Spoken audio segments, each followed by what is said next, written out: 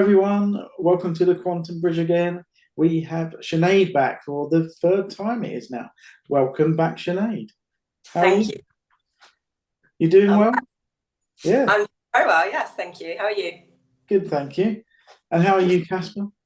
Well, there's always a first after about 40 years. I'm all right, thank you, mate. Yeah, I'm fine. Good, yeah. Okay. I'm keen to hear what Sinead has to say, because last time we were talking about some paradigms that were very interesting, but actually, despite being simple, were actually quite deep on some levels. And I think Sinead's going to take us down another rabbit hole today. So, hi, Sinead. Hello. I'm looking forward to being mystified and illuminated at the same time. Wow. So without any pressure. No pressure. I've run out. You have another triangle for us, I believe. I do. I love my triangles. So I have a third and final triangle today. And the triangle is known as the abundance triangle. But it's basically a better way of looking at it is the operation, how we create things. So how we bring things into manifestation or self-actualization. So it's the how behind the what and the why. Well, it already sounds better than the first triangle, so yeah, it's a good start. Yeah, okay. It's a good start. Yeah, abundance always kind of has that bit of a attraction. Ooh, abundance. So, but yeah, so if you're operating from an empowerment point of view, then this creation process creates abundance. But it's the same process that works behind disempowerment as well as the empowerment triangle, which is why it's important to know all three. So empowerment and disempowerment, you can consider the outcomes. And this triangle is basically the mind, body, spirit connection.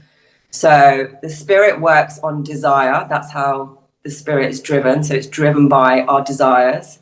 And the body works on action. So it's always taking action forward. And the mind works on belief.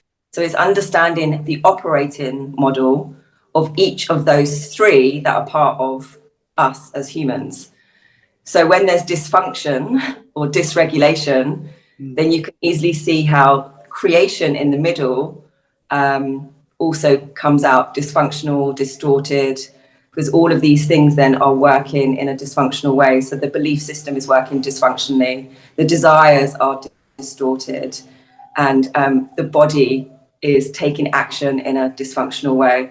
So the creation model is always happening behind the scenes. And the outcome then is whether it's empowering or disempowering. But I like it because it provides a visual on how things work. A lot of the time I would say kind of like in the new age world, perhaps, the how just gets left out. It's just like, you just need to think things into existence, or even more closely to the truth, which is feel things into existence. But you're still kind of left with a hit and miss. There's no operating model. There's no how. And so that's why I really like this model, because it brings the how to the what is happening. So that's my long speech. That's how we create. And emotions, actually, just to finish that off, the link between those three and the creation in the middle is emotions. And that's why feeling things into existence with your imagination and taking action driven by desire and believing it's possible is what creates self-actualization. So you can see how these things can manifest sometimes, but if one is slightly out, how it doesn't always work. So you don't just think things into existence. You don't just feel them into existence. Otherwise, it is a pretty chaotic world, but it would be very chaotic if you felt something happened. It's all of these things aligned, and that can be from a positive or a negative point of view. But emotions is the driving force. Emotions is the language of the soul. Yeah, that's my triangle. Sinead, can I just ask you, is this a sort of application model that you use predominantly for yourself? And if you do, is that a regular thing or something you come back to? Or is this for clients? How has this become a sort of key element of your being and your life? So first of all, this is something I was piecing together myself. So understanding, how empowerment works and the tools, the practices, the tricks, the tips to use. And so that was where I came across the triangles, and they made perfect sense from an outcome. But I've always been a why person, but more recently I've become a how person. Like, how do these things all work? And so it was important for me to work out the system behind the system and the operating model. So I was applying this myself with different practices, like imagination, different body movements, breath work. So different things, is working in the body section, working in the mind section with belief, and then working in spirit and cultivating desire, which is based in creativity. So using my creative spirit and linking all those together. That's now the model I use with clients in terms of dealing with trauma integration, creativity, movement, breath work, feeling empowered, making different choices from a creative perspective. So it's now both, but it started with me being my own experiment, basically. Yeah, I would say one thing about that belief aspect of this is that for me, and this is not necessarily actually for myself, but projecting out onto what I see in others, that the changing of the belief structure, the sort of freeing of the reins, the releasing of the brakes, all of those sorts of aspects around belief and changing your beliefs. One, I think that can be, because of the conditioning we all have, incredibly difficult. If you haven't already broken away from some of that conditioning, maybe with the likes of yoga, Tai Chi, or however that might have happened. But I just wanted to check in with you about that, Sinead. Is that the belief aspect in terms of your clients and yourself? Do you think that that's one of the most difficult aspects of integrating this into your life and getting more from life? Or is that just sort of equal with other aspects of this triangle? I would say it is one of the hardest, and I mean, there's not value on each one, but it definitely is incredibly powerful, because the weird thing about when we talk about beliefs, a lot of the time we're actually referring to opinions that we have, because our beliefs are not something we even question. They're just unquestionably true. So they're in the background in our unconscious. So that's in my definition of true beliefs. They're just the things that you're not even aware of. And when they become conscious, now you realize that's an opinion or a perspective, and then you can start to change it. But bringing it from the unconscious to the conscious is incredibly difficult. So I don't tackle things directly, because you're just going to come up against a brick wall. You push a belief, it pushes back very hard.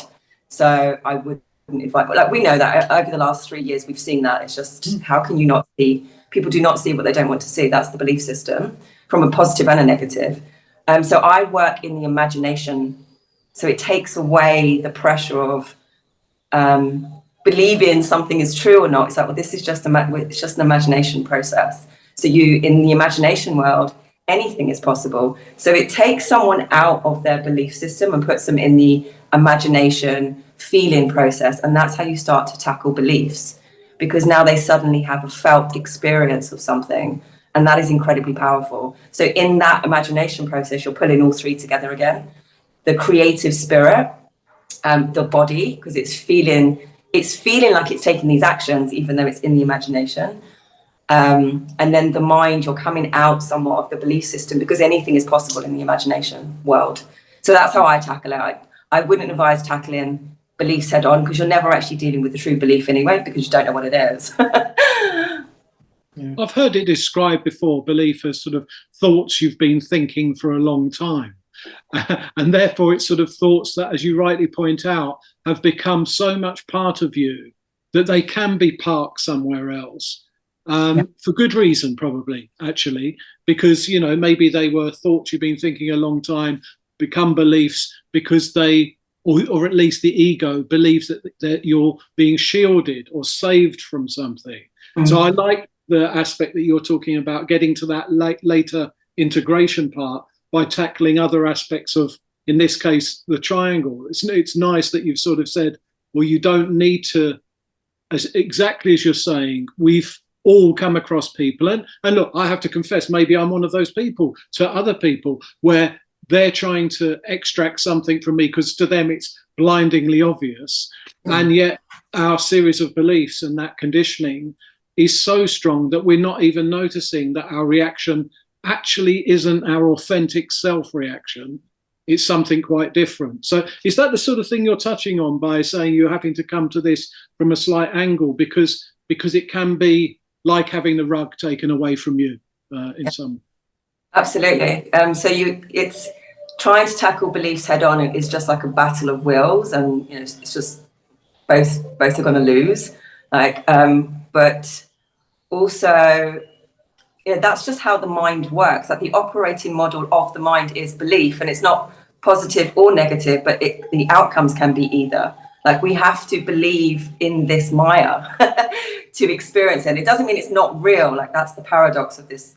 I'm sure you get that, right? So it's just the paradox of this game of life, that or the human experience is it is real, but we have to believe it's real in order to experience it and create this Maya illusion, which is also like we are real people but it's not completely real. If that makes sense. No, look, I think you're touching on an area that is, this is a pivotal area at the moment, and not least even from the aspect of things like, are we in some form of quantum universe? Are we in some sort of generated universe? Is our own being and what we seem to perceive outside, does it have a realness actually?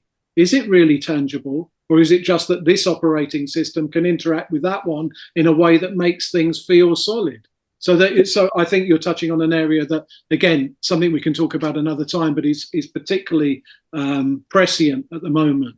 But in terms of what you do with your own work and with clients and so on, are you looking for defined outcomes, or are you just looking to free people up and make them aware of these things? So by those beliefs maybe slightly falling away or softening, they're more open. Is there normally a goal for you in sort of using this integrated approach?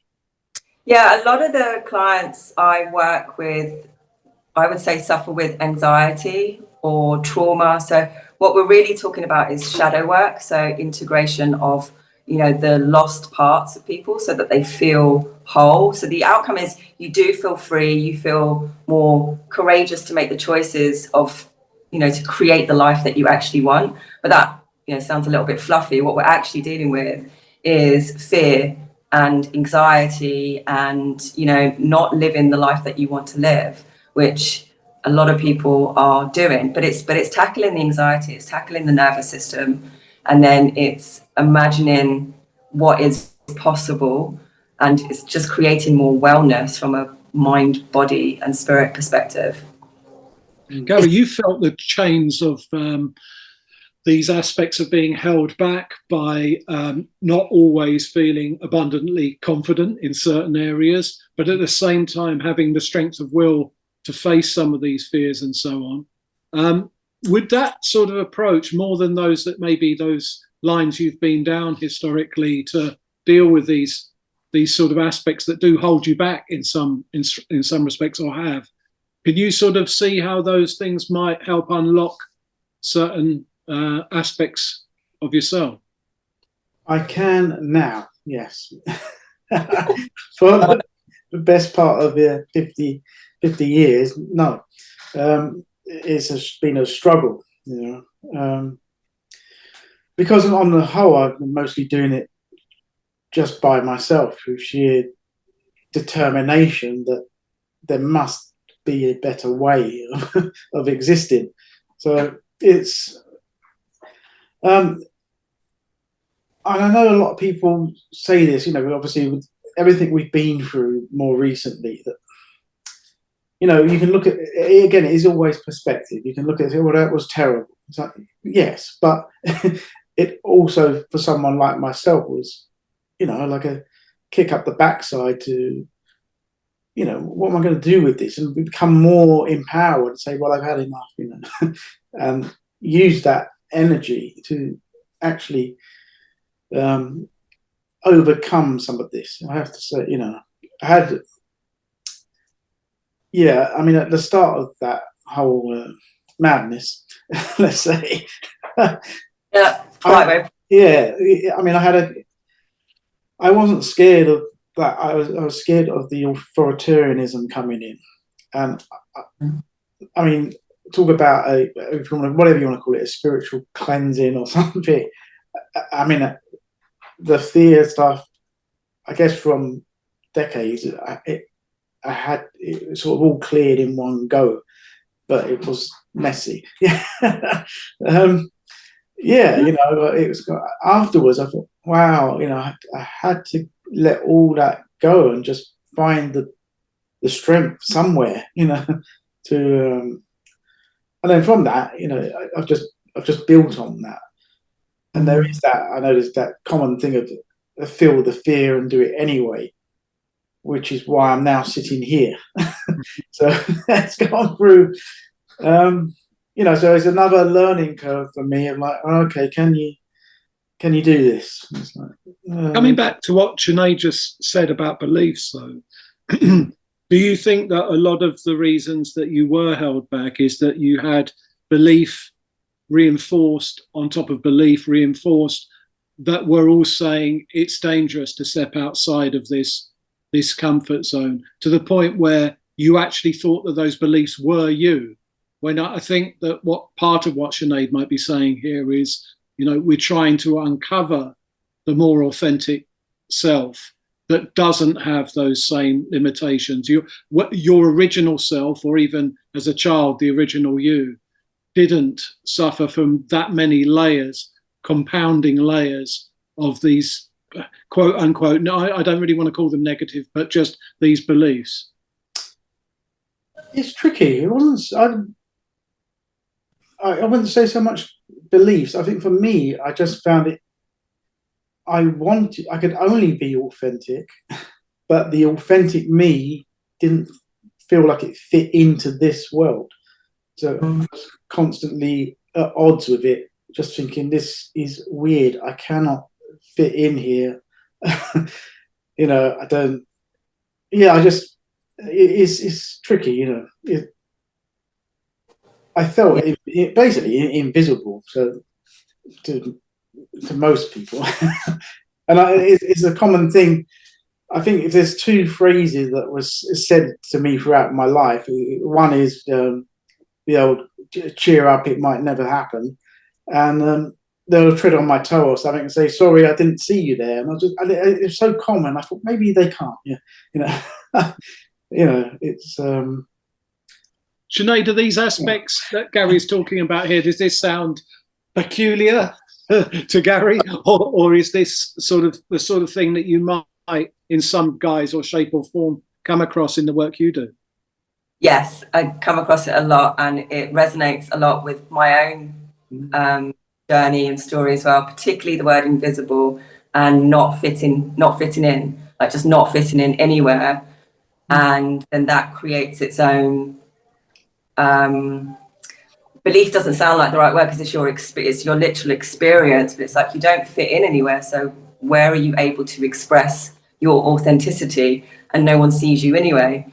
And the irony is, like, that is the answer. Like, it's just to express anyway. But that takes time, and that's where the kind of the body work comes in, the mind work, and creativity comes in.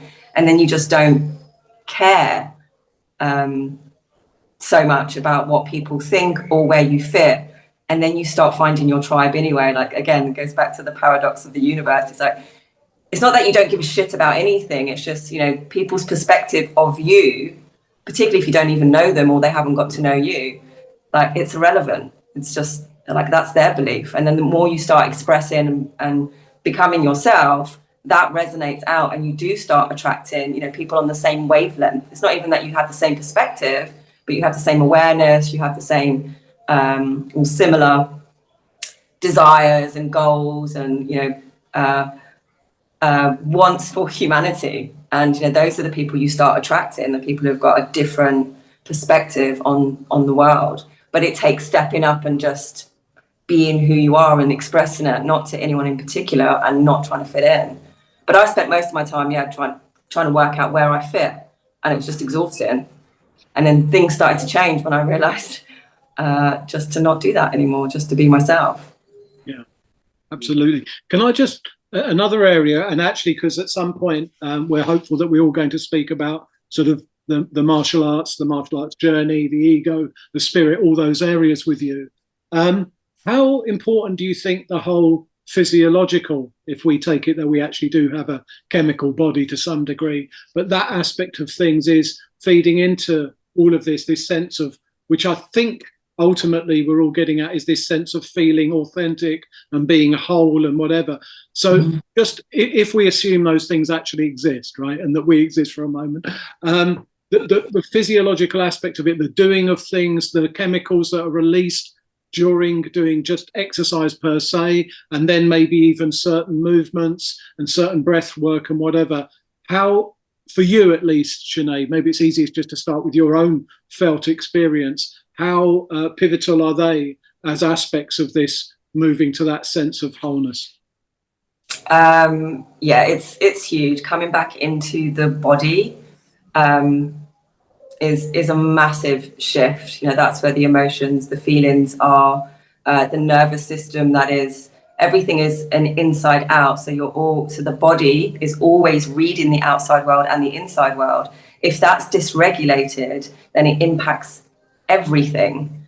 And so, I mean, obviously it's all dynamic and it all interlinks, but a lot of people, the body works on a quest for safety, and it's always taking action to find safety. And when it's dysregulated, you're either seeing danger and life threat everywhere, and then, you know, that's reflected back. And then we do have some agencies out there that are also pressing on that fear. But then your whole worldview changes, and then you're going to be self-actualizing things into your life as well, unconsciously. That's the power of the body and the nervous system.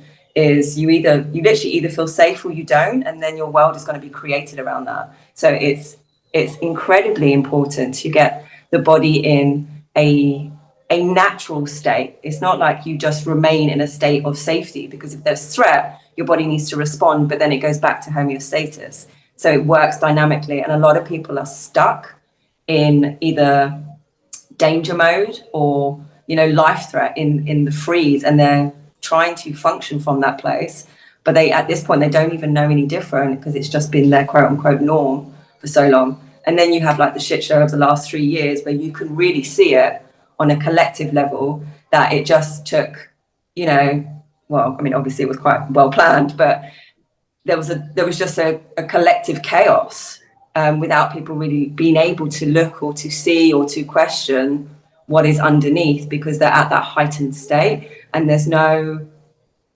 rationality with that. So a lot of the nervous system work is really, really important, because a lot of people have been triggered into fear, and that's where they're operating from, which is you then start creating from that state as well. So it's disempowered, but it's still incredibly powerful from a creation point of view. So we start manifesting that world. That's the shadow aspect. That's the projected shadow side of things. So yeah, very important. I agree with you that the fight or flight and all the chemicals around that, and then the chemical dump after that, that if you haven't used those chemicals, so if you haven't run away from a tiger or whatever, you know, it might be, metaphorically speaking, you're still stuck with your system having to process all of that stuff. And all of the, I don't know whether or not it would be the chemicals that has put inside you that are meant to work. If they're not given a release, certainly over time, you know, that can lead to things like, I'm sure that would lead to sort of carcinogenic effects and all sorts of other terrible things on the body, because you haven't given the chance to use them and normalize again. So again, I think that's another area that maybe at some point we touch on, that way to actually diffuse that, because, you know, as you're touching on as well, and Gary has, we've been in a very difficult time with a lot of additional pressures, and the abilities to actually free some of that from the system, both maybe psychically, but certainly physiologically. I think they're hugely important for the human race as a whole. I agree, because what happens on individually from an internal perspective happens collectively on an external perspective. So it's always a reflection. I mean, that's kind of noted in all of the ancient wise texts of like, as above, so below, so within, so without. But it's very difficult to really understand that when you are in that heightened state yourself. Like, why would anyone create this shit show? It's like, well, because it's not conscious, but we do like, we are creators, we're co-creators of this. And once we start to understand that, we can start to imagine and create like a whole different world, or different society at the very least, that's not based on fear, but it's understanding and regulating. So regulating, relating, and then reasoning a different world. But yeah, it's very important. So, and it's not just about the removal of threat, it's about creating cues of safety. That's, both things are required. So just because the threat is removed, if you are stuck in that, and as you were pointing out, it really is about the lack of completion. So whatever the situation is, so what doesn't complete repeats. And that's where you really see it on the collective level, which is why history repeats, because it's trauma or inner conflict reflecting out that hasn't been completed, that energy hasn't been completed, and it just repeats. So that's the same on an internal level, that people are repeating the cycle because the body and the soul effectively needs to complete that process. So it's the wounds into wisdom. So that's individually and collectively. We'll just see things repeating until we regulate and complete what would be considered a conflict. Right. Okay. Look, I think that was a great summation. But there's plenty more to be said on these topics. So look, hopefully, Sinead, you'll be willing to join us again. I know the time is always against us, but at the same time, I think we've managed to cover a lot of ground, you have today. So thank you very much for joining us. I thought that was great. Thank you for having me. Pleasure. But for now, until next time with Sinead, over and out from the Quantum Bridge. Thank you very much for tuning in. Bye. Bye now.